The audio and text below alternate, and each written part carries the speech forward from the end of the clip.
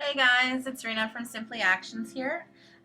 Thanks for joining me for my second week of editing with Reina. Yay! I'm doing a second video. In this second video, I'd like to cover some of my favorite tools that I use on Photoshop. You'll see me use them very frequently in my other videos, so I kind of wanted to give you a bit of an introduction to these tools just so you know how they work and what you can do with them. The tools I'm going to be covering this week are cropping, duplicating layers, cloning, your what we're going to call the content aware thingamajig, and then the patch tool. So first and then also I'm going to show you how I achieved this edit as well. So I'm going to go over to my history panel and go back to where I first started this image at. So this is the before. This is the image right out of ACR. The preset I used to achieve this from the original out of camera is Bliss 5. So now starting with the crop tool, I prefer to use 5:7 ratio, and I do want to emphasize that it's a ratio, not inches. So when I'm cropping it, I'm not cropping it down to just 5:7 inches. I'm just using a 5:7 ratio. So I'm still able to blow this image up as big as I want. So because my DPI is high and that sort of thing, and my pixels are high. So this isn't, going to be putting it down to. So if you crop it as an 8:10, doesn't mean that your clients can only print 8:10 of that, if you understand what I'm saying. It's just the ratio. So for the crop tool, I like to use these lines here, this rule of thirds grid, to help me figure out where I want to put my areas of interest. I like to kind of keep them on these points here, following that rule of thirds rule. And then here's where I get to choose my ratios. If I have it in portrait and I want it to be landscape, I use these arrows and it gives me landscape. If I don't want to use any ratio, I just click clear. And the other parts that I know is just this to refuse the crop and this to accept the crop. So for this image, I'm going to want it to be in the bottom corner there. That's where I kind of prefer it. And then I can just press enter and I've accepted the crop. Second thing I want to cover with you is duplicating layers. I really suggest that if you're going to be doing anything with your images, to duplicate your layers. It's going to help you so much, because you can do a bunch of stuff and then flatten and love it, and then you're going to want to, and then if you don't duplicate your layer and you do something like you do a bunch of cloning or some using a brush, and every time you click your mouse using the clone or the brush, you're going to be listing a step in your history. And this isn't unlimited. You can make it unlimited, but then your computer will move super slow. So you're going to want to, you're not going to want to depend on your history panel to be able to go back a few steps. You're going to want to have a duplicate layer, because if you do a crappy job, you're going to want to be able to delete that crappy job and not have to start right from the beginning with your image. There's 3 ways that you can duplicate your layer. One is you can drag it down to this little paper here, icon here, and then let it go and it becomes a background copy. If you want to delete it, you just drag it down to the trash bin. You can also right click duplicate layer and click OK, and that's another way. And my favorite way is to do Command or Control J, and then I've got my duplicate layer. Now that I've got a duplicate layer, let's look at the cloning tool. Cloning tool is this little stamp here. You can also call it up by pressing S on your keyboard. I use my cloning at different opacities sometimes to help to blend my cloning. I'll show you that in a different video where it actually applies better, because if I'm cloning onto kind of a smooth surface, it makes more sense to use a blend than it does here. Here I've got a pattern, so I'm going to want to make sure that that pattern is consistent throughout. So I'm going to make sure that my opacity is at 100%. I do that by clicking 0 on my keyboard. If I click 1, I got 10%, 2 at 20%. So I mean, you can go through 5 and get 35%. keyboard is my favorite thing. I hate using my mouse. So I click 0 on it to get 100%. And then I use Alt or Option to get this image, or this little thingy there. And then I click on my mouse to select that area. And then I drag it over to where I want it to be copied. I'm going to select from different parts of the image because I don't want to make my cloning look repeated. And that can happen very easily. I've seen it happen even on things like, you know, grass, a smooth wall even.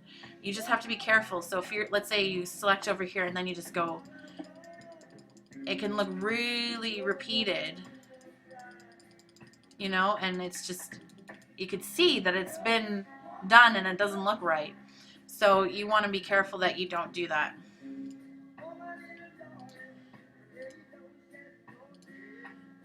And you're going to want to just keep your cloning to come from different areas of the image so it doesn't look completely repeated and kind of a mess there. So I'm happy with that, but let's say I'm not. If I'm not happy, I just take my duplicate layer and I delete it, and I don't have to worry about it again. So that's awesome.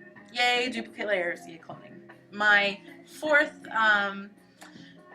tool I want to show you is what I call the content aware thingy. I don't know what it's called. I'm sure I've been told that the name for it like a gazillion times, but I don't know. I can't remember it for some reason. So we're gonna just call it the content aware thingamajiggy. So what you use is the square marquee tool. You select around the area that you do not want to have, and then you just go delete, enter, and there you go. I kind of went a little quick here, so I'll show you again. You go delete, make sure it says content aware, enter, and there you go. So that's super nice, super easy, a lot faster than cloning, so it's really great. Sometimes though, you may not be able to use it because, for instance, it might be really close to another.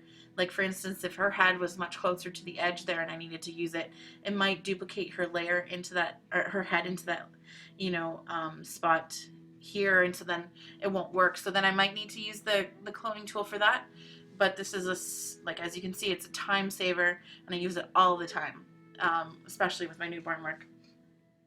And then the final tool I want to show you is the patch tool.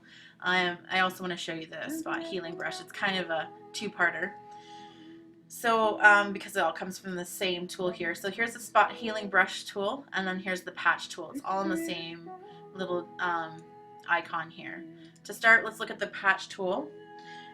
What you do is you just circle the area that you want to have removed, and then you click on it and drag it to an area that's similar, and then it's erased. It's really great, super fast. I like to use the spot healing, which is a little bit faster, because then all you have to do is just paint over the area that you want to remove, and then you can just go ahead and kind of erase things like that. Just one click, and you're doing good. I use this all the time with newborns and splotchiness and that sort of thing. And there's one more thing I want to fix is down here we've got some baby poop. It happens. So I just need to remove that. I'm going to use the patch tool, circle the offending area, and just drag it. And that looks pretty good. I might work a little bit longer on something like this than just that, but I don't want to bore you, so that's good enough for me. So then that's my 5 tools that I've used. So I've gone over the crop tool, the duplicating layers and why that's a good idea, you know, the cloning tool, your content aware thingamajiggy, and the patch tool. So let's just finish off this edit and then you can see the final look. So I'm going to duplicate layer so that I can run my Portraiture. Now Portraiture is an expensive plugin. So I mean, if you don't want to invest in Portraiture, an action in Simply Baby called Softskin, and people who have used Portraiture, and I myself who use Portraiture, feel like it's, I've heard it from others as well, I believe, that it's as close as you can get to Portraiture with an action as I've ever seen.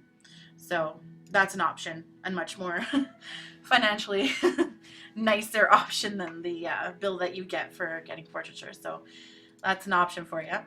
I run Portraiture on a duplicate layer because I like to lower the opacity, and also because I like to go in and erase it off, you know, parts like the eyes, the lips, things that I don't want to look, you know, blurred or smoothed. Then I go flatten the image. And then for this one, I'm going to want to use intensity from Simply Dream. I'm going to bring that down to 40%, I think. Give it a nice little punch there. A dig. I'm going to flatten the image. You don't have to flatten all the time, but that's what I do apparently. And then Sweet Slumber is a special edition action that I've included into Simply Dream. Only the first 50 orders of Simply Dream will receive this amazing, awesome action that I love using on newborns, but I love using it on anything. I really enjoy this action. So if you want to get it, you're going to have to get Simply Dream as quickly as possible. It's being released March 21st.